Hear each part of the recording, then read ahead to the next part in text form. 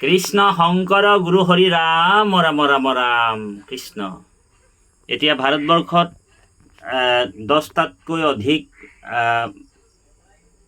ভণ্ডামী আৰু স্বয়ম্ভু নিজকে ভগৱান আৰু কল্কি অৱতাৰ বুলি 10জনৰো অধিক লোক আমি পালোঁ। ইউটিউবত চাৰ্চ কৰি পাইছিলোঁ যে নিজকে কল্কি অৱতাৰ বুলি কৈছিলে।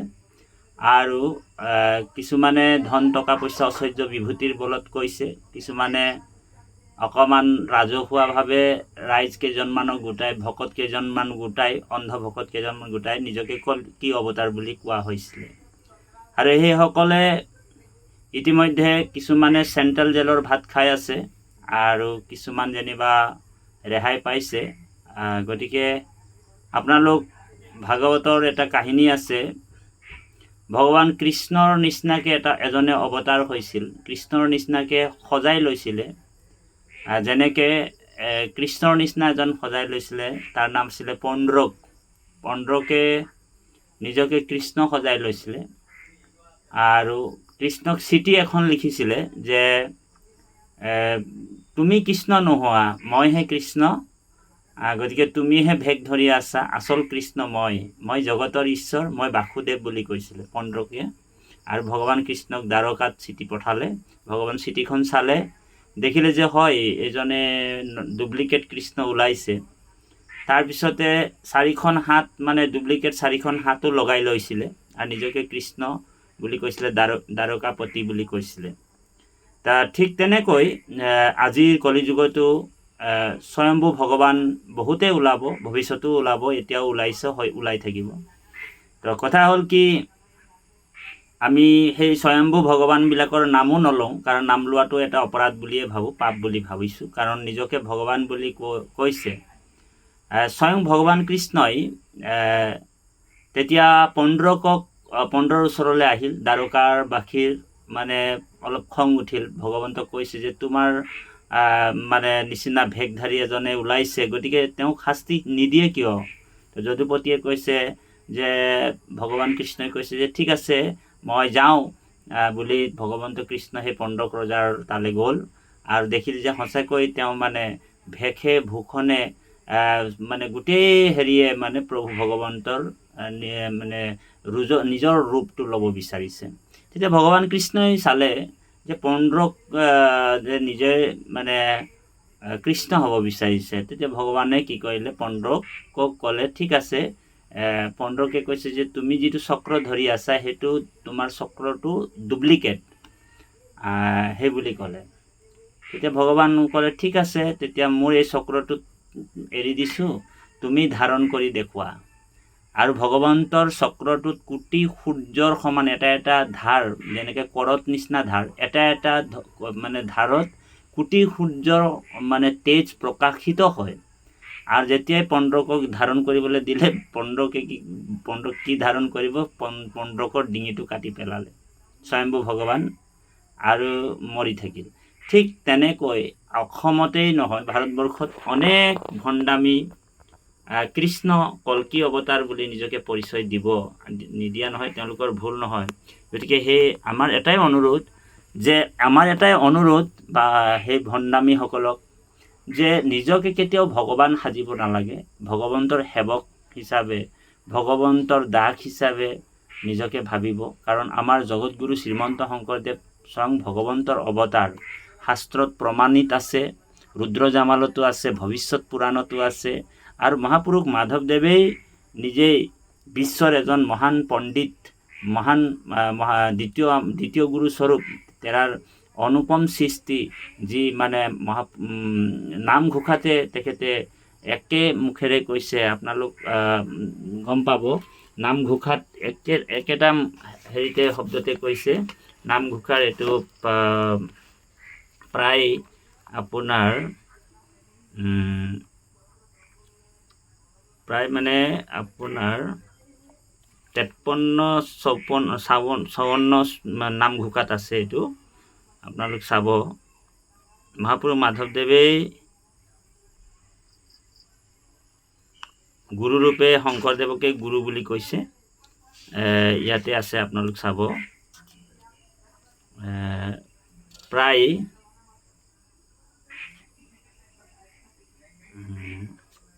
এয়া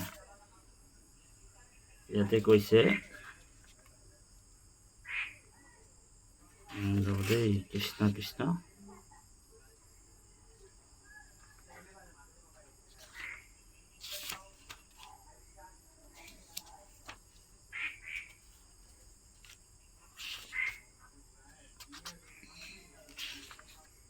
এয়া শংকৰেহে শুদ্ধ মত ঈশ্বৰক ভক্তিৰ তত্ত্ব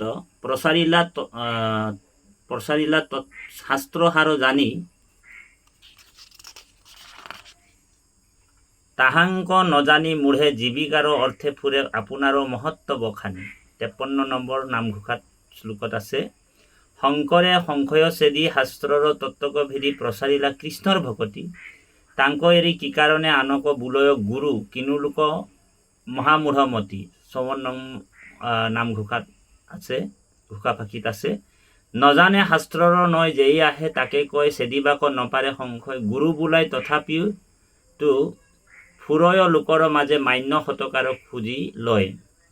গতিকে এই যিবিলাক তিনি ভাগ নামঘোষাতে তেওঁ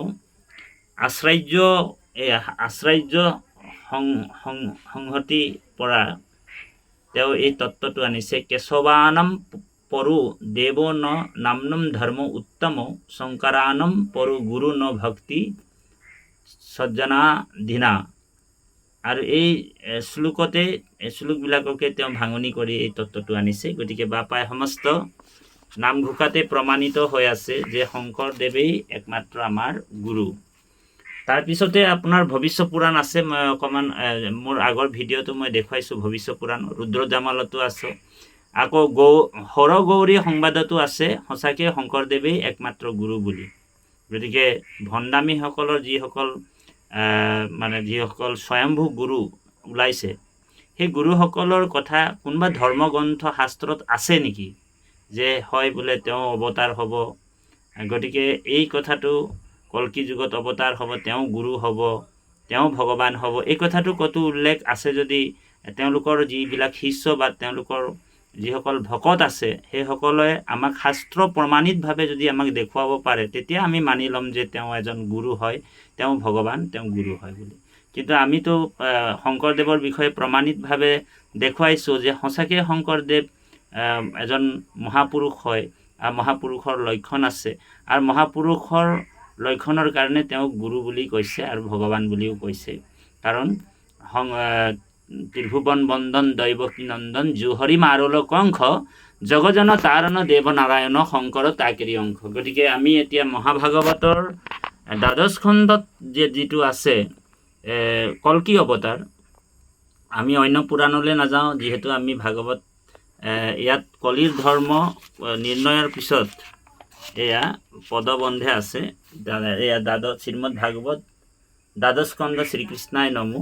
এই কলিৰ যেতিয়া অন্তিম চৰম সীমা চেৰাই যাব, অধৰ্মে এয়া কলিত মলিন হৈবে যতেক নিৰ্পতি গুচিবে আচাৰ ধৰ্ম হৈবে দুৰ্মতি, যেন ৰাজা যেন প্ৰজা এৰিবে আচাৰ, অধৰ্মে জুৰিবে হৈবে লোক একাকাৰ, যেন অনৰ্থ মিলাইবে দুষ্ট কলি, ভৱিষ্যত ৰাজা কহিব বংশাৱলী। গতিকে কলি যুগত যেতিয়া অৰাজক হ'ব, আৰু ইয়াতে গোটেইটো আছে, আপোনালোক পঢ়ি ল'ব, ভাগৱতৰ দ্বাদশ খণ্ড আৰম্ভণিতে আছে।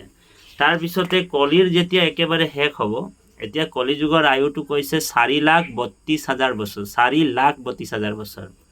আৰু এতিয়া কলি যুগ মানে প্ৰায় 5,200 বছৰ বা 5,100 কিমান এটা বছৰহে পাৰ হৈছে বুলি কৈছে শাস্ত্ৰই, মানে সিদ্ধান্ত আৰু দৃষ্টান্তৰ সৈতে দেখুৱাইছে। গতিকে এতিয়া কল্কি অৱতাৰটো কলিৰ শেষত হ'ব বুলি কৈছে। গতিকে এতিয়াও বহুত বাকী আছে কল্কি অৱতাৰ হ'বৰ কাৰণে, কিন্তু এতিয়া আকৌ কিছুমান স্বয়ম্ভু মানুহে নিজকে কল্কি অৱতাৰ বুলি কৈছে। এনেকুৱা আমি ভাৰতবৰ্ষত 10-12জনৰ কথা আমি ইতিমধ্যে পাইছিলোঁ, আৰু সেইসকল কেইজনমান আকৌ চেণ্ট্ৰেল জেলত মানে ভাত খাই আছে এতিয়া বৰ্তমান, আকৌ কেইজনমান খাব। গতিকে নিজকে ভগৱান সজাব নালাগে, ভগৱানৰ দাস হ'ব লাগিব। কাৰণ ভগৱানে যেনিবা সেই যিসকলে চেণ্ট্ৰেল জেলৰ ভাত খাইছে এতিয়া মানে ভগৱান হ'লে তেওঁলোকে সেই জেলটোৰ পৰা পটককৈ ওলাই যাব মানে পাৰিলেহেঁতেন। যদি ভগৱান হয় তেওঁলোক ধেৰেংকৈ বোলে জেলখনৰ পৰা ওলাই যাব পাৰে, কিন্তু তেওঁলোক ভগৱান নহয়, মানুহে হয়।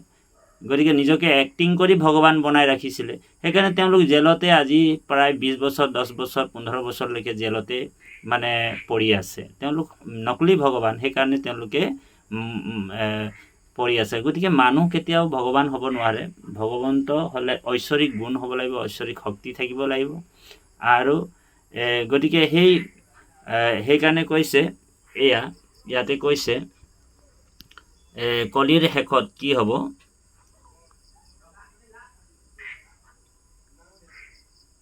এই ৰাম অধৰ্মে জুৰিবে আহি ৰাইজ নিৰন্তৰ, হৈবে ধৰ্ম শূন্য গৃহ সমস্তে লোকৰ, পৰম দুষ্মহ চেষ্টা হৈবে মনুষ্যৰ, ধৰিবে গাধৰ ধৰ্ম লোক নিৰন্তৰ, সবান্ধৱে ধৰ্মক দেহৰ কৰি বাজ, হুকুমবে অধৰ্মে জুৰিবে হবে ৰাজ, ধৰ্ম বুলি কৰন্তে অধৰ্মে হৈবে জাত, মিলাইবে ক দুষ্ট কলি লোকৰ বিঘাত, পাখণ্ড আগমে কৰিবে কবেদ লোপ, হেন দেখি ঈশ্বৰৰ হৈবে মহাকূপ, গত প্ৰায় ভয়লে যেবে কলি দুৰাচাৰ, ভগৱন্ত হৈবন্ত আপুনি অৱতাৰ। ইয়াতে কৈছে পাখণ্ড আগমে কৰিবেক বেদ লোপ, হেন দেখি ঈশ্বৰৰ হৈবে মহাকূপ, গত প্ৰায় ভয়লে যেবে কলি দুৰাচাৰ, ভগৱন্ত হৈবন্ত আপুনি অৱতাৰ। সেই অৱতাৰটোৱেই ভগৱন্তৰ কল্কি অৱতাৰ। তাৰপিছত আকৌ মানে কলিৰ শেষত হৈবে, মহাপুৰুষ গুৰুজনাই কীৰ্তনত কৈছে যে কলিৰ শেষত হৈবে কল্কি অৱতাৰ, কাটি মাৰি ম্লেচ্ছকো কৰিবা বুন্দা মাৰ। তাৰমানে ম্লেচ্ছ শব্দৰ অৰ্থটো এইটোৱেই কৈছে, যিসকল ঈশ্বৰ দ্ৰোহী, ঈশ্বৰক নভজে আৰু ভক্তি আচৰণ নকৰে, ভগৱন্ত কৃষ্ণক নাজানে, ভক্তি নাজানে, আৰু সন্ত মহন্তসকলক যিসকলে কটু বাক্য কয় আৰু সন্ত মহন্ত ভকতক যি দ্ৰোহ আচৰণ কৰে, সেইসকল ম্লেচ্ছ।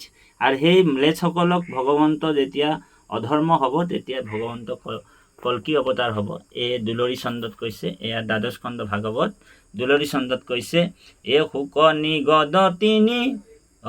নিগদতি নিৰ্পতি শুনিও, কৃষ্ণৰ আৰু চৰিত্ৰ, আতপৰে গতি নাহি নাহি নাহি, জানিবা আবে কলিত, কলিৰ চেষ্টাত নষ্ট ভৈলা লোক, দেখিয়া গৰুড় কেতু, কলিৰ অন্তত হৈব অৱতাৰ, ধৰ্মক ৰক্ষাৰ হেতু, চৰাচৰ গুৰু ঈশ্বৰ বিষ্ণুৰ, জন্মৰ শুনা কাৰণ, সাধু সমস্তৰ ধৰ্ম ৰক্ষা হৈব, নাখিব দুষ্ট দুৰ্জন, ভকত সকলে এহি জন্ম কৰ্ম, শুনিবে গাইবে মুখে, সংসাৰ তাপক এতেকে নিস্তৰি, পাইবে মুখ্য মহাসুখে, পৃথিৱী মণ্ডলে শুইবে ক পৰম, প্ৰসিদ্ধ সম্বল গ্ৰাম, সেহি গ্ৰামেশ্বৰ হৈবে দ্বিজ বৰ, যাৰ বিষ্ণু যখা নাম। ইয়াতে পইণ্টবিলাক নোট কৰিব যে পৃথিৱী মণ্ডলত ভাগৱতে কৈছে যে পৃথিৱী মণ্ডলত শুইবে ক পৰম প্ৰসিদ্ধ সম্বল গ্ৰাম। সম্বল গ্ৰাম নামৰ এটা গাঁও হ'ব। সেই গ্ৰামেশ্বৰ শুইবে দ্বিজবৰ, যাৰ বিষ্ণু যখা নাম। দ্বিজবৰ মানে হৈছে ব্ৰাহ্মণ কুলত, মানে যিসকল ব্ৰাহ্মণৰ বংশত আহিব ভগৱান। ব্ৰাহ্মণ মানে এইজন নহয় যে বোলে ভেগধাৰী ব্ৰাহ্মণৰ কথা নহয়, যি ব্ৰহ্ম জানন্তি ইতি ব্ৰাহ্মণ, যি ব্ৰহ্মক জানিব, যিজন কৃষ্ণক জানিব, যিজন ভগৱন্তক জানিব, যিজন নাৰায়ণক জানিব, সেইজনেই ব্ৰাহ্মণ। আৰু তাৰ বিষ্ণু যখা নামৰ ব্ৰাহ্মণজনৰ ঔষধে এই ভগৱন্ত কল্কি অৱতাৰ হ'ব, এই কথাটো কৈছে। এই ৰাম বেদত শাস্ত্ৰত সমস্তে পাৰ্গত, নেৰিলে নীতিয়াচাৰ, পৰম ভকত তাহানে গৃহত, হৈবে কল্কি অৱতাৰ। অশ্ৰৰ্য যুগুত সৰ্বগুণান্বিত, ৰূপেয়াতি অনুপাম, মহাবেগৱন্ত ঘোৰাত চৰিয়া, যাৰ দেৱদত্ত নাম। দেৱদত্ত নামৰ এটা ঘোঁৰাত, শুক্ল ঘোঁৰা উঠি আহিব, কল্কি অৱতাৰ হ'ব। আতি তীক্ষ্ণতৰ খাণ্ডা কৰে ধৰি, কৰি মহা আৰস্ফটি, ঘোটকটক উঠি বেগে দিয়া ছুটি, ফুৰিবে ভূমি প্ৰজতি। এটা দিব্য ৰূপ আৰু এটা ঘোঁৰাত বহি ভগৱন্ত, তাৰমানে এই তৰোৱালটোত মানে হেৰি নাথাকিব, যিটো তৰোৱালৰ এটা তৰোৱাল ভৰা খামটো যিটো, সেইটো নাথাকে, ময়ান বুলি কয়, সেইটো নাথাকিব, অকল তৰোৱালটোৱে থাকিব। আৰু তাতে সেই দেৱদত্ত ঘোঁৰাত বহি স্বয়ং ভগৱান পৃথিৱী প্ৰজতি হ'ব, তীব্ৰ বেগেৰে যাব বুলি কৈছে। কৰি কৰ্ম ঘোৰ যত খট চুৰ, লোকত ৰাজা বোলাবে, কোটি অসংখ্যাত কাটি বন্ত তাক, তীখাল খাণ্ডাৰ ঘাবে। মহাম্লেশ হবে ৰাজা বোলাইবে ক, ধৰাইছে তছত্ৰ দণ্ড, নিসংহতি কৰি কোপে কল্কি হৰি, কৰিবন্ত খণ্ড খণ্ড। যত দুষ্ট ৰণ্ড যতে পাখণ্ড, লোকক কৰৈ কুধ্বংস, বিচাৰি বিচাৰি কাটিবা মুৰাৰী, নথৈবা তাহাৰ হংস। যিমান অধৰ্ম আছে, যিসকল কুধ্বংস আছে, যিসকল দুষ্ট প্ৰকৃতি আছে, যিসকল পাখণ্ড আছে, তেওঁলোকক বিচাৰি বিচাৰি ভগৱন্তক কাটিব বুলি কৈছে। হিষ্টক আশ্বাসী দুষ্টক বিনাশী, খণ্ডিবা প্ৰজাৰ দুখ, পৰম নিৰ্ভয় ভকতক দিয়া, স্নেহত হৈবা বিমুখ। যত খট চুৰ যত ৰাজা ঘূৰ, যেবে হবে ভৈলা নাশ, কল্কি শৰীৰৰ চন্দন সুগন্ধি, বহিবে পুণ্য বাতাস। তাহাৰ পৰশ পায়া প্ৰজা হব, হৈবক নিৰ্মল মন, বাসুদেৱ মূৰ্তি হৈবেক হৃদয় স্থিতি, চিন্তিবে তানে চৰণ। আউৰ অধৰ্মক মনতো নলৈবে, কৰিবে পুণ্য সদায়, তাত সন্তে যত উপজিবে প্ৰজা, হবে হৈবে স্থূল কায়া। বল বীজ যত অনেক উচ্ছ্ৰিত, পৰম পুণ্য শৰীৰ, এহি মতে হৰি পাখণ্ড সংঘৰি, কৰিবা পৃথিৱী থিৰ। যেখনে হৈবন্ত কল্কি অৱতাৰ, আপুনি আহি ঈশ্বৰ, তেখনে পৰা হৈবে হয়ত যুগ, কলিক কৰি অন্তৰ। শুদ্ধ সত্য গুণে হৈব প্ৰজা যত, নিৰ্মল মন শৰীৰ, কাম ক্ৰোধ লোভ হবে দূৰ, হৈব যতেক গুণ কলিৰ। চন্দ্ৰ সূৰ্য পূষা বৃহস্পতি যেবে, পৰৱেখিলা একে ৰাখি, কলিক খেদায়া তেবে হয়ত যুগ, জানিবা মিলিল আহি। তাৰমানে চন্দ্ৰ সূৰ্য পূষা আৰু বৃহস্পতি নক্ষত্ৰ চাৰিওটা এক স্থানত ৰৈ যাব, আৰু একেটা মানে হেৰিতে ৰৈ থাকিব, আৰু একেটাতে মানে গতি হ'ব। সেই সময়তেই কল্কি অৱতাৰ হ'ব, সেই কথাটো কৈছে। একেটা ৰাশিতে থাকিব, তেতিয়াই কল্কি অৱতাৰ হ'ব। তাৰপিছত কৈছে, এই ৰাম ভূত ভৱিষ্যত, যত বৰ্তমান ৰাজাৰ বংশ চৰিত্ৰ, তোমাৰ আগত সমস্তে বৰ্ণাইলো, শুনিলা পৰীক্ষিত। যাবে পাদ পদ্ম পৃথিৱী পৰশী, আছিলা জগতপতি, তাবে পৃথিৱীক পীড়া কৰিবাক নভৈলা কাৰো শকতি। গতিকে প্ৰভু ভগৱন্ত এই কল্কি অৱতাৰৰ কথাটো কৈছে, কৃষ্ণ বৈকুণ্ঠ যাইবাক শুনিয়া কৰে কুলি মালি অধৰ্ম সহিতে হবে ৰাজ্য লৈলা ধৰ্মক দেহ নিকালি। তাৰপিছত কৈছে যতেক ৰাজাৰ কৈলো বংশাৱলী জনেক ভূমিত হয় সতী সন্ততি সহিত হবাকো কালে কৰিবাক চাই। সন্তানৰ ভাই নামত দেৱাপী সূৰ্যবংশী মৰু নাম যুগ বলে সিও আজিও আচন্ত প্ৰৱেশী কলাপগ্ৰাম। সন্তানৰ ভাই নামত দেৱাপী সূৰ্যবংশে মৰু নাম যুগ বলে সিও আজিও আচন্ত প্ৰৱেশী কলাপগ্ৰাম। এই কলাপগ্ৰাম নামৰ এটা গ্ৰামত আজিও এই সন্তানৰ ভাই সূৰ্যবংশী মৰু নাম তেওঁ আজিও আছে। সত্য যুগে ভৈলে দুয়ো আহিবন্ত কল্কিৰ পায়া আদেশ চন্দ্ৰ সূৰ্য বংশ দুনাই প্ৰৱতাইবা কৰাইবা ধৰ্ম নিষেধ। যতেক কহিলো মহাৰাজা ফুৰিবে ছত্ৰ ধৰাই ভূমিত মমত কৰি ভৈলা হত সতী সন্ততি। এইবিলাক হৈছে কল্কি অৱতাৰৰ মহিমা, কল্কি অৱতাৰৰ যিটো শুদ্ধ শাস্ত্ৰ সন্মতৰ বিষয়ে আমি আপোনালোকৰ মাজত প্ৰকাশ কৰিলোঁ। আৰু আজি এই চমু ভিডিঅ'টো আপোনালোকৰ মাজত প্ৰকাশ কৰিছোঁ। বিতৰ্কিত নকৰিব, খালি ভিডিঅ'টো সম্পূৰ্ণ চাব। আৰু ভিডিঅ'টো মুকুন্দ নামৰ চেনেলটো আপোনালোক ছাবস্ক্ৰাইব কৰিব, চাৰ্চ কৰিব। আৰু ইয়াত সত্য শাস্ত্ৰসন্মতভাৱে যিবিলাক বাক্য আছে আমি আপোনালোকৰ মাজত প্ৰকাশ কৰিম। গতিকে আপোনালোকে ধুনীয়াকৈ পাঠ কৰিব, নিজেই বুজি পাব বস্তুবিলাক। তাৰপিছতে আমি কাৰো ধৰ্মক নিন্দা কৰা নাই, কিন্তু কথা হ'ল কি এতিয়াও কল্কি অৱতাৰ হ'বলৈ বহুত বাকী আছে। আৰু এইবিলাক প্ৰমাণিতভাৱে এইটো শাস্ত্ৰত আছে। গতিকে নিজকে কল্কি বুলি ভাবিব নালাগিব। কল্কি অৱতাৰটো এটা ভগৱন্তৰ অৱতাৰ। সেই অৱতাৰটোক সময়তে ভগৱন্ত অৱতাৰ হ'বই।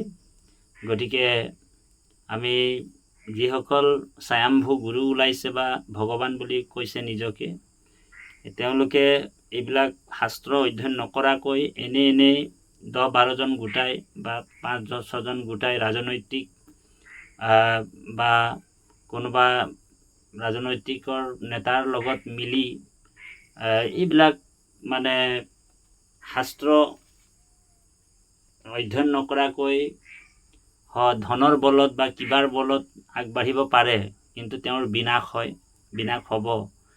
গতিকে ধৰ্মত খেলা নকৰিব লাগিব। আমি কৰজোৰে প্ৰাৰ্থনা কৰিছোঁ, ধৰ্মত কেতিয়াও খেলা নকৰিব। যিটো ভাগৱতৰ ধৰ্ম, ভাগৱত ধৰ্ম, ভাগৱত সত্য বস্তু, সত্যম পৰম ধীমহি বুলি কৈছে ভাগৱতক। গতিকে এই মহাভাগৱতৰ যোনে খেলা কৰিব বা ভগৱন্তৰ নাম বস্তুক যোনে খেলা কৰিব, ভগৱন্ত কেতিয়াও তাক ক্ষমা নকৰে। গতিকে আমি এতিয়াও বিনম্ৰ সেৱা জনাইছোঁ, নিজেই গুৰু নহয়, আমাৰ জগতগুৰু শ্ৰীমন্ত শংকৰদেৱৰ নামটো যাতে আগত লিখি তাৰপিছত নিজৰ যিয়ে আশ্ৰম হয় সেই আশ্ৰমৰ নাম বা নিজৰ আশ্ৰমৰ নামটো লিখিব লাগে। কাৰণ গুৰু এজনেই মাত্ৰ, সেইজনে হৈছে আমাৰ পৰম গুৰু জগতগুৰু শ্ৰীমন্ত শংকৰদেৱ। আৰু লক্ষ্মীনাথ বেজবৰুৱা আদি কৰি যিমান যি আছে, আৰু যদিও নিজকে গুৰু বুলি কৈছে, তেনেহ'লে শাস্ত্ৰত সেই গুৰুৰ নাম, তেওঁৰ দেউতাৰ নাম, এইবিলাক আমি যিটো ওলাই গ'ল তেওঁৰ দেউতাৰ নাম বা কিবা নাম, এইবিলাক শাস্ত্ৰসন্মতভাৱে যদি প্ৰমাণিতভাৱে যদি দিব পাৰে যে হয় ইতিহাসত মোৰ বোলে আমুক নামত বোলে মোৰ আমুক নামত অৱতাৰ হ'ব, এইবিলাকৰ যদি শাস্ত্ৰ প্ৰমাণিত আছে, তেনেহ'লে সেইবিলাক আমাক প্ৰস্তুত কৰি দেখুৱাওক। তেতিয়া আমিও তেওঁক গুৰু মানিম, তেওঁক ভগৱান বুলি ভাবিম আৰু তেখেতৰ ওচৰত শৰণাপন্ন হ'ম। ইয়াকে আমি চমুকৈ আপোনালোকৰ মাজত প্ৰকাশ কৰিলোঁ। জয় গুৰু শংকৰ অপৰাধ বিনাশন। সকলোৰে শুভ মংগল চিন্তা কৰা হৈছে আৰু এই সন্ধ্যা সময়তে ভক্তিভৰা সেৱা জনাইছোঁ। জয় গুৰু শংকৰ। কৃষ্ণ।